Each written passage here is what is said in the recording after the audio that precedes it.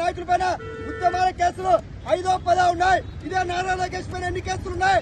ముఖ్యమంత్రి నారా చంద్రబాబు నాయుడు పైన ఎన్ని కేసులు ఉన్నాయి? మీ ఎమ్మెల్యేలు, మీ మినిస్టర్లు, మీ మంత్రులు వాళ్ళపైన ఎన్ని కేసులు ఉన్నాయి? వాళ్ళపైన రౌడీ షీట్ ఓపెన్ చేయరా? అంటే రాష్ట్ర ప్రభుత్వం పైన ప్రశ్నించేటువంటి విద్యార్థి యువజన సంఘాల నాయకులను ఉద్యమాలు అణిచివేసేందుకు మీరు కేసులు పెడుతున్నారు. మీరు ఇలాంటి కేసులు ఎన్ని పెట్టినా ఏఎస్ఎఫ్ ఏవైఎఫ్ నాయకులు భయపడరు. మీ ప్రభుత్వాన్ని ఖచ్చితంగా పాడగలుగుతాం. 2029 ఎన్నికల్లో మీ ప్రభుత్వాన్ని సాగనంపుతాం. మీరు రౌడీ షీట్ ఓపెన్ చేసి జైళ్లలో విద్యార్థి సంఘాల నాయకులు పెడితే ఈ రాష్ట్రంలో జైళ్లు కూడా నిండిపోతాయి. అలాంటి ఉద్యమాలు భవిష్యత్తులో చవిచూడక తప్పదు.